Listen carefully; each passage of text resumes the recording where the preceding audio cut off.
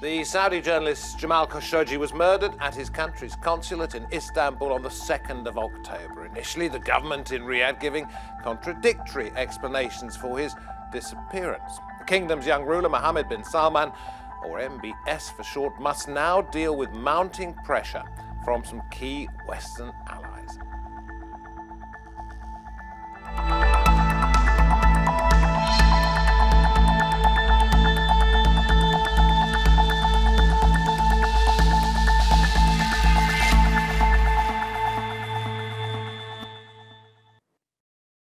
Very good to have your company on this roundtable. I'm David Foster. It has been one of the biggest political stroke criminal scandals in recent years. The murder of Jamal Khashoggi has drawn in countries and political leaders around the world. In the European Union, there's been no agreement on how to respond to Saudi Arabia's handling of the killing.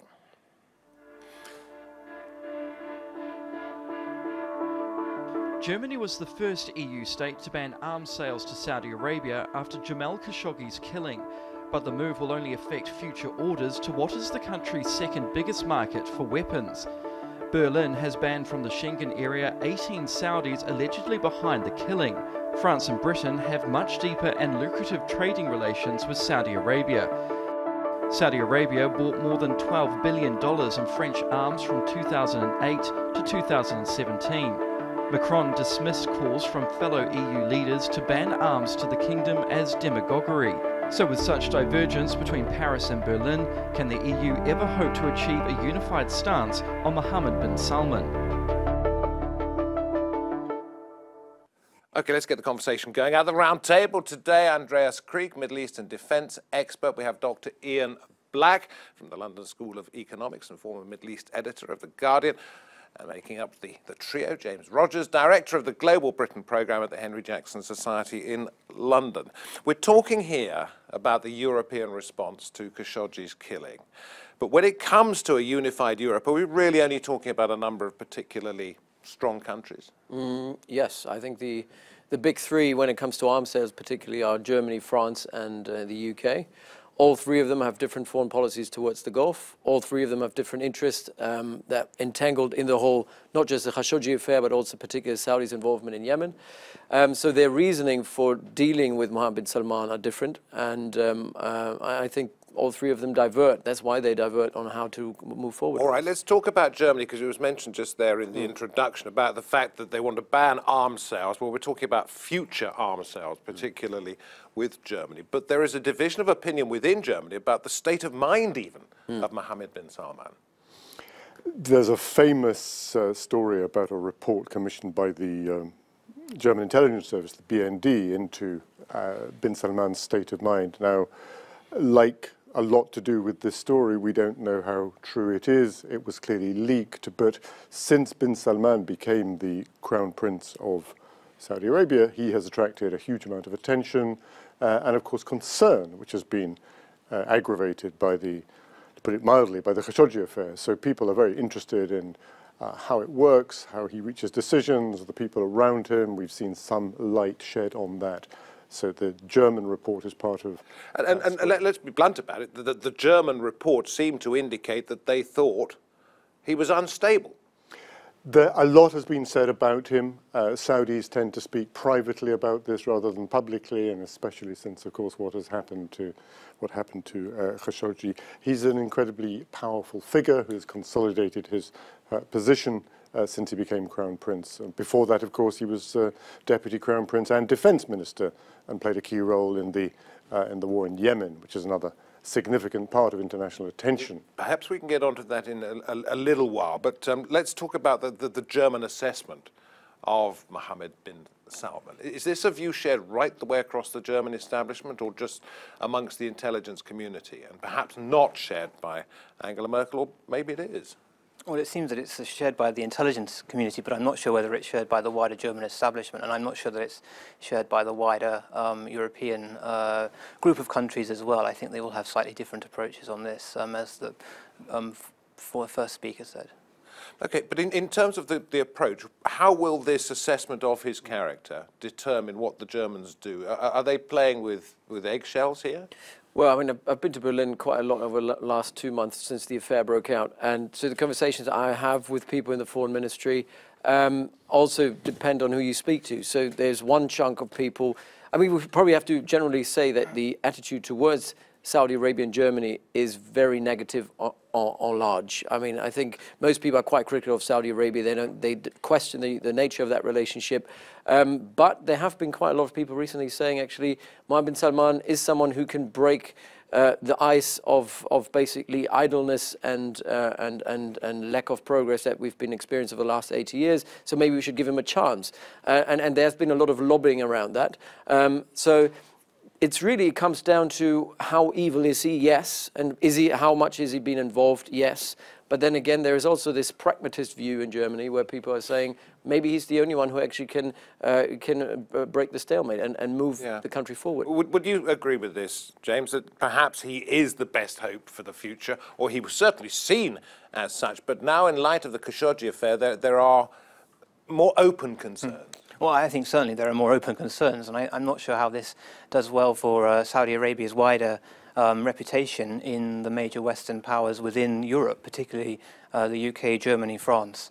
And I think increasing questions will be asked about this in relation to his stability to lead, and the future direction of Saudi Arabia as well. But Germany's not going to put any pressure, is it, on people to sort of say, to sideline this man and other areas in Saudi Arabia to take him out of the picture? I think if you look at the international responses to the Khashoggi affair, you see from very early on, in its most extreme form in President Donald Trump, but actually reflected elsewhere, I don't think that many governments around the world imagine that the response to the Khashoggi affair will include a significant change in the power structure of Saudi Arabia. They accept that you can't really do much about that. And I think that in general terms, I also think you're exaggerating the importance of Germany in this story, if I may say so. I think that Britain and France are more important. Well, I'm not going to leave them out, Ian. I just wanted to start with somebody who seemed to have an opposite opinion to the way that Britain and France behave. But the German role has attracted a lot of attention. Yeah. It's worth pointing out that it was immediately criticised by Emmanuel Macron, the French president, as populist demagoguery, making a clear distinction between whatever criminal activity or human rights breaches had taken place in the Khashoggi affair and the interests of states in maintaining their normal relations. And that business as usual argument, I think, is the dominant theme. So Macron has said we have to have a unified response. He's basically said, you know, let's get real about this. We make an awful lot of money from Saudi Arabia. Is he right? Do Britain and France in particular need to continue selling arms to Saudi Arabia? What would happen if they said no? Well, if we look at the widest imports of Saudi Arabia, weapons imports, the most important provider is and remains the United States, and will continue to be so in the future.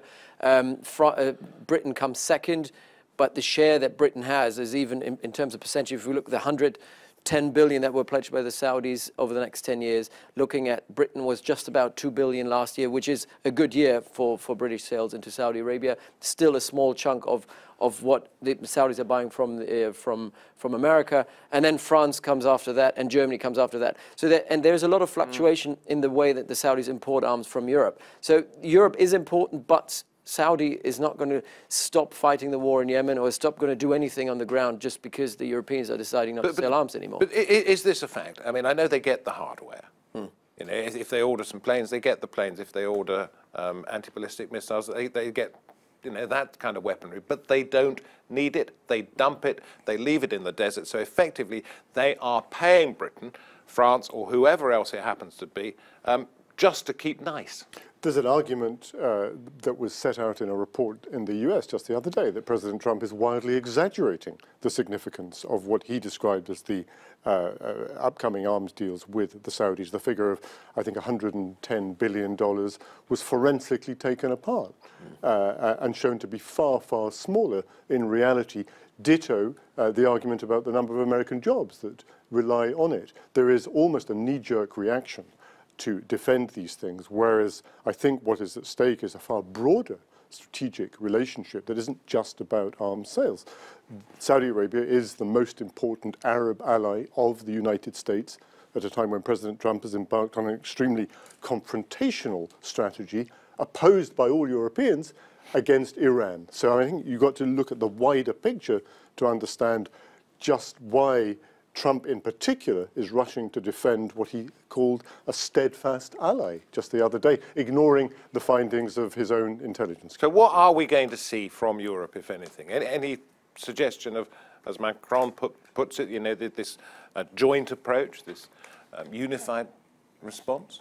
Well, the idea, I think, among the major European powers is that there will be greater coordination between the three, and I think this is probably also, to some extent, a British perspective as well, in relation to the withdrawal from the European Union, so that there will be greater coordination between Britain, France and Germany in the place of European Union coordination, although that may, of course, still take place under French and German leadership. But I think from a British angle, there will be a greater desire to see this coordination. Now, whether or not it will be effective is another thing entirely.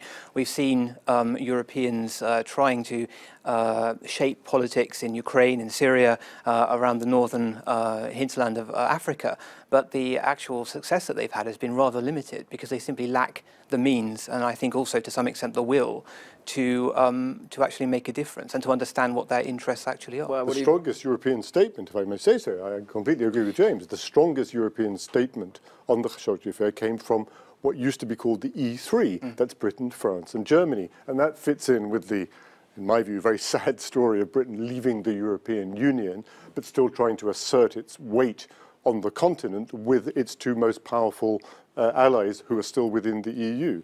The European Union in the form of Federica Mogherini, the High Representative for Foreign Policy, has issued a statement too, but the attention was, I think, caught much more by the British, French, German statement. Has the murder, the killing of Jamal Khashoggi, has it actually been rather awkward for the big three in Europe? Because it actually focuses on the dichotomy they have when it comes to dealing with Saudi Arabia. Not really. I mean, look, we always focus, I think most of the media attention internationally was on the Trump administration, how they dealt with it, how bluntly he said it was all about interests, it's not about values.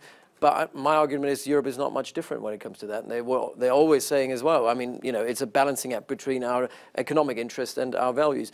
The difference here is, and we should say that when we talk about Germany, the fact that Germany has now been somewhat making a U-turn is that they at the moment have no MOUs signed, memorandums of understanding. In other words, no There are no outstanding deals, so it's an easy choice to make. For France, it's a more difficult choice because there are deals in the making, and the same is true for Britain post-Brexit. Britain needs these kind of contracts. They secure jobs in the UK. So the argument from an interest point of view is a different one for the UK and France. And Germany right now has a bit of a luxury of saying, oh yeah, we are able to do it. But then look at previous years. You know, the Germans have sold quite massively. So more embarrassing for the big three in Europe, if you like, or the big 2+1. I don't know how you would want to phrase it with Britain's Brexit coming up. More embarrassing for them than perhaps for Saudi Arabia, in a strange way?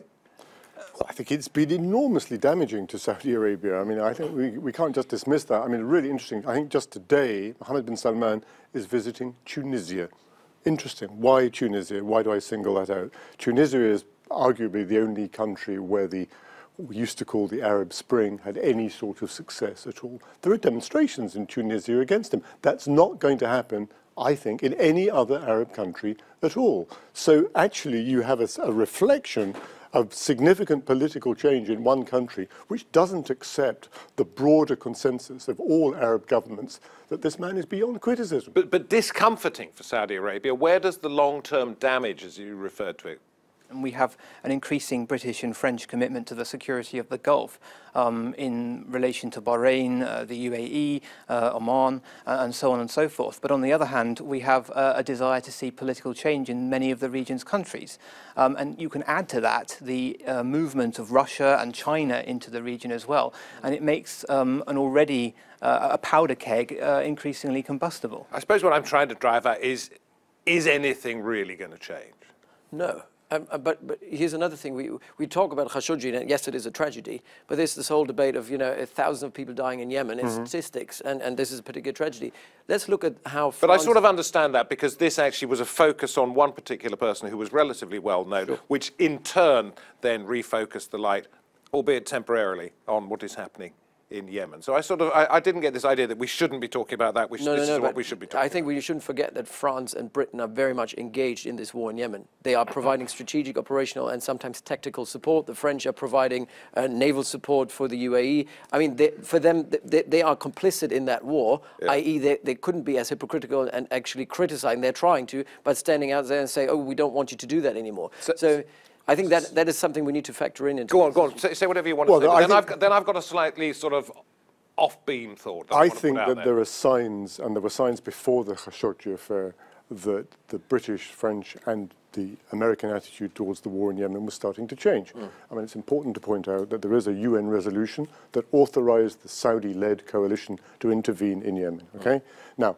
The rising international awareness about the dimensions of the looming and existent humanitarian catastrophe in Yemen have focused attention on it. So we've seen the Americans, for example, already stop their refueling of coalition aircraft, have we not? We've seen public opinion, I think, in this country as well, turn increasingly against the war in Yemen. The Khashoggi affair focused attention in a very, very stark and dramatic way on the wider question of Saudi Arabia. Bin-Salman has concocted and sold a narrative of himself as a modernizer, as a reformist who has allowed women to drive, who is going to wean the Saudis off their decades-long dependence on oil. There are vast investment opportunities internationally, including for many Western countries as well, European ones too. That is what is at stake.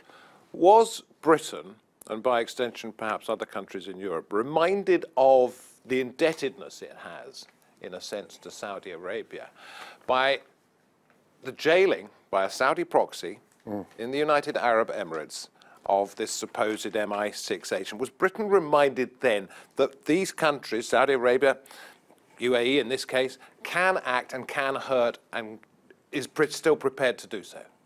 Well, I think to some extent, yes. I mean, the other issue is, look at Saudi Arabia's defense budget. Over the last sort of 5 to 10 years, it's increased to something like $87 billion US. It's consuming around 11% of the Saudi GDP. So in some ways, the strategic situation in the region has been offshored to Saudi Arabia. Now, the major Western powers, the US, the UK, France, Germany, need to ask themselves whether this is actually a viable strategy in the long run, because otherwise it will have other implications that we're now beginning to see as decisions are taken that are not going to play well in Western public opinion. The UAE is an extremely important ally for Saudi Arabia. When bin Salman embarked on his regional tour, which has taken him to Tunisia today, his first stop was in Abu Dhabi. Mohammed bin Zayed, the effective ruler of Abu Dhabi, is a close and important mentor for bin Salman. I think you're right. I think that the effect of the Matthew Hedges affair was to remind people that in this part of the world they are important partners, allies, sources of investment, wonderful holidays in Dubai, but they also are and perhaps, autocratic systems. Yeah, more importantly, if we have to choose between our friends, Saudi's more of our friend than you, Britain, are our friend, and this is how we're showing it. Yes, okay, we'll let Mr. Hedges go at the end of the day, but we're really sort of demonstrating that we have some clout. Yeah, I mean, there's a reality check there. I mean, this master-slave relationship that might have existed in the 60s and 70s with Britain as a former colonial power and the Gulf has definitely changed, and I think the Emiratis are pushing the envelope, trying to probe how far they can go, and I think Matthew Hedges was part of it, but it was also a statement of a country punching above its weight, but also a country that has a lot more confidence. They are dictating, and doing so because it knows that Saudi is alongside it. Yes, also because Saudi is alongside it, but it gives them the leverage that the UAE have in Libya, in Egypt, in Yemen, in the Horn of Africa, means that if Britain wants to do anything in this area, it has to go via the UAE, and there is a realization in Whitehall that this is the case. So let's go one stage further and talk about the UAE's attitude, or Saudi Arabia's attitude, one and the same or not, towards the European Union when it comes to strategic partners and the United States, because the hints have been dropped that Russia, China are actually going to be probably a bit more important to us, that part of the world, than our old allies and friends. And that takes us back to the Cold War in a way, because we were balancing this issue back then. How do we deal with regimes that we dislike? I mean, how do we dislike the character? And what do we do if we withdraw? Because that means simply that in that time the Soviets would simply come in. Today it may mean that the Russians or the Chinese come in. Now, how do we balance that? I don't think we found the answer to it. Well, but it's not, I mean, I don't think this is something that's going to happen in an immediate or neat way. For example, we've spent a lot of time talking about weapons. Every weapons expert I know says that it is not possible for the Saudis to substitute their billions of dollars worth of American, to a lesser extent British arms, with Chinese or Russian because they don't systems. They don't fit. The systems aren't in place. It's not something that can change overnight. The Chinese, of course, everybody is aware of the Chinese ambitions, the Belt and Road Initiative, ports and the Gulf and East Africa and so on and so forth. But that's a trend rather than something which is going to change in any immediate way. But Ian, what about this? If all of you, if all you're doing is buying these weapons, these planes, and just dumping them in the desert, it doesn't really matter whether they work or not. You could simply just leave them there and go out and buy a new lot from a new customer. We call this defense diplomacy. All the Gulf countries are doing it. They're buying weapons not because they don't have the capacity to actually man them. They don't have the capability to integrate all these different systems together anyway. If you just look at some of these countries, they're buying French, British, and American planes and try to fly them all together. That doesn't work. You know, it's completely inefficient, and they're doing it already. So there is a lot of more leverage, and I think the problem that we have in Europe is that we probably shouldn't be a problem, but it's a problem in the eyes of the Gulf, is that we still, you know, push values, and I think this is something that doesn't go down well with authoritarian autocrats in this part of the world. While China and Russia had taken more unconditional support, if you will, and now the Americans have realized that Trump is saying, you know, our support is unconditional as well. For us, values become second to interests. And that's something that goes down very well in Riyadh and Abu Dhabi. I mean, I'm laughing at you because you, like me, are old enough to remember when in this country we had what the late Robin Cook called an ethical foreign policy. An ethical foreign policy. Now, these days, there's not much pretense that anybody is trying to do that, to make any distinction between values and interests. It's interests that are always preeminent. To this, because there have been suggestions publicly aired that the killing of Jamal Khashoggi was not the first one either authorized at the very highest level in Saudi Arabia or indeed perhaps carried out in Saudi Arabia. So, do the powers, the military powers, if you like, in Europe, want to see Mohammed bin Salman stay no matter what he's like, or do they want change? Well, there's an issue here. I mean, we were talking about values and interests, but in a way, the issue now has moved increasingly to the idea that we should be supporting a rules-based order. I mean, if we can't have liberal democracies around the world, then we should at least have some agreed rules that both the autocratic regimes and the democratic powers adhere to. Now, the British government has been making this case increasingly over the last couple of years. So this seems to be one of those issues where the rules clearly have been flouted. You don't kill people and so this is a pragmatic foreign policy, is it, rather than... In a way, but it does have an ethical tinge to it. Maybe not to the same degree that we saw in the 1990s, but there's still something there. And to uphold the rules in this, well, what you might say in wider geopolitical terms is a rather limited affair, but still nevertheless a fairly ugly one. This needs to be seen as a kind of a litmus test for the wider order itself. So is he just going to get away with a slap on the wrist and a reminder not to do this sort of thing in future because we're watching and we could do something? I mean, what Europe is trying to do is trying to rein Mohammed bin Salman in, and this is, as you rightly say, this is his impulsiveness, him trying. I mean, he's not been groomed to take over that responsibility to lead a country, unlike other princes in the country. He's surrounded himself by people who are supporting his impulsiveness, who are absolutely emotional and irrational, people who have taken a zero-sum approach to everything they do, and this kind of hawkish zero-sum attitude that they show towards dissidents and opposition figures within their own country, that's something they've shown towards Qatar last year, then they've shown it to Lebanon, they've showed it in Yemen, and this is, I think, the key issue here for Europe. They need to understand whether this is someone that you want to rely on as a partner to provide stability in the region, and I think the answer to that is no, but then what alternative do you have? Is he going to stay, Ian? All the Saudis I know think that he is going to stay because he has consolidated his power in a very, very complete way, that there are no rival centres of power to challenge him. They don't rule out people who know the system well. They don't rule out, cosmetic measures to show greater consultation and so on and so forth. The British government, for example, very early on in this affair was keen to promote the idea that they could have a review of the way the intelligence and security systems worked in Saudi Arabia.